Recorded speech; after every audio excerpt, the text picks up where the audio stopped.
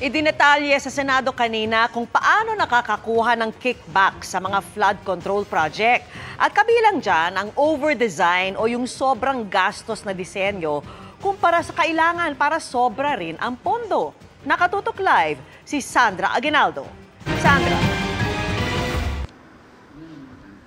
Vicky, inilahad nga po ni Curly Discaya dito sa Senate Blue Ribbon Committee na hindi pa man nagaganap ang bidding, meron na umanong may-ari ng proyekto. Ganun din ay dinetalye po ng mga dating tauhan ng Bulacan First Engineering District kung paano po nakukuha yung kickback kahit pa maging substandard na yung proyekto. Kwento ni na dating District Engineer Bryce Hernandez at Engineer JP Mendoza na mula raw nang pumasok sa Bulacan First Engineering District, kung hindi substandard ay overdesigned o underdesigned ang lahat ng kanilang mga proyekto. Ito raw ang naging paraan para magatasan nila ang pondo. Wala pong tumama kung ano po yung nakaspecify sa plano. Hindi po na-meet lahat yun. At lahat yan may porsyentuhan. Lahat po, Your Honor. Alam mo ito habang nangyayari at the time? Opo, may instruction po lahat to. Lahat ng proyekto, pati classroom, pati hospital, pati tulay, pati kalsada, lahat substandard, no? That's what you're saying, Bryce, no? Yes po, Your Honor. Maisama ko lang po, yung mga street lights po namin, overpriced po lahat yun. Gumamit daw sila ng mas mababang quality ng materyales. Minsan, binabawasan din daw nila ang haba ng proyekto. Ayon kay Hernandez, pinapalobo nila ang presyo ng proyekto para magkaroon ng perang panglagay sa mga proponent. Ito raw yung overdesign. For example po, kung 100 pieces na bakal lang dapat ang gagamitin, ang ilalagay po sa program is 200 pieces po na bakal. Yung sheet pile po, hindi po totoo ang nagiging canvas dyan. Meaning? For example po, ang presyo lang talaga niya is 30 pesos per kilo. May mga ibang bagay po na pinapakarga sa amin dyan. For example, lalagyan po natin yan yung hauling fee. So, yung 30 pesos po, magiging 40 pesos per kilo. Napakalaking po yun, adjustment po yun sa presyo ng materyales, Your Honor. Ino-overdesign po natin yung plano, then ang susundin lang po natin is yung safe na design lang. So, as per design po, under-design po siya. Actually, mali po yung term ko na substandard kanina. Kung sa flood control projects, 30% na lang ang natitira dahil sa kickbacks, iba naman daw sa construction ng mga gusali. Sa mga buildings po, ang natitira po dyan, mga 50% po. So, kalahati lang po talaga ng budget ang ginagamit for construction. Okay. Wala yung 10%. Palagay mo. Hindi 10%. Walang 10% na bibigay sa proponent. Magiging substandard pa rin ba?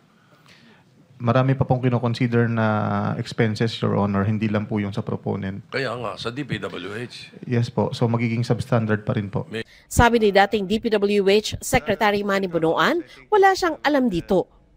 I don't know what to say, Your Honor. This is the first time that I have heard about all these shenanigans that... Sa isang punto, tanong ni Senador Rodante Marcoleta kay Hernandez, bukod kay Congressman Zaldico, meron daw bang ibang mga congressman na sangkot? Nagbanggit ka kasi ng dalawang kasama namin dito. Ibig mo sabihin, walang mga congressmen na involved? Meron po, Your Honor. Si Kong Tina Pancho po, si Kong Boy Cruz po, saka si Kong Danny Domingo po. Sila po. Silang tatlo lang? Sila lang po ang congressman po namin. Ng First Engineering District? Yes po, Your Honor. So sila, 15 to 20, paano yun? Opo, parang gano'n po, nasa 15% po to 20%. Si Congressman Danny Domingo ay kasalukuyang kinatawan ng Bulacan First District, habang Bulacan Second District Representative naman si Congresswoman Tina Pancho. Dati namang kinatawan ng Bulacan 5th District si Ambrosio Boy Cruz na kasalukuyang mayor ng Giginto, Bulacan. Sinusubukan pa namin silang makuna ng pahayag.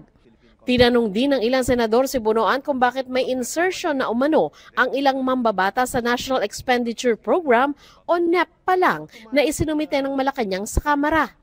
Paliwanag ni Bunuan, meron tinatawag na leadership fund na antemano nakapasok na sa NEP.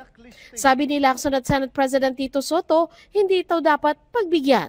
Or we call it consolidation for the time being, because this is actually when we put it into the NEP, this is actually the President's program.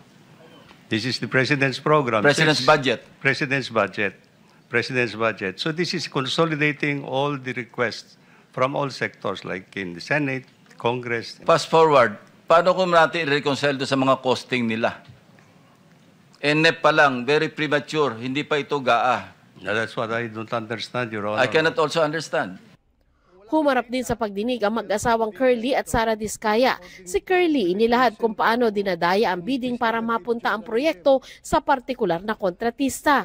Sa madaling salita, bidding-biddingan daw ang nangyayari. Kung mapapansin ng mga mambabatas, makikita na halos dikit-dikit lamang ang presyo ng mga bid amount ng mga sumasali sa rig bidding at peking bidding na ito. Bago pa man magsimula ang dropping ng bids at opening na madalas ay naka-livestream sa YouTube at ay alam na ng mga contractors kung sino ang nakatagdang manalo.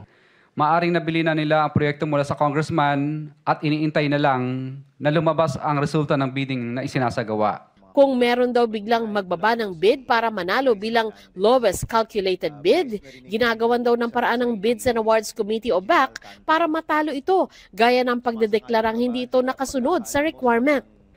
Isa sa mga proseso ay ang pagpupunit sa dokumento o pagsulat sa mga pahina ng bidding documents upang madeklara itong non-compliant at tuluyan ng hindi makonsidera sa proyekto.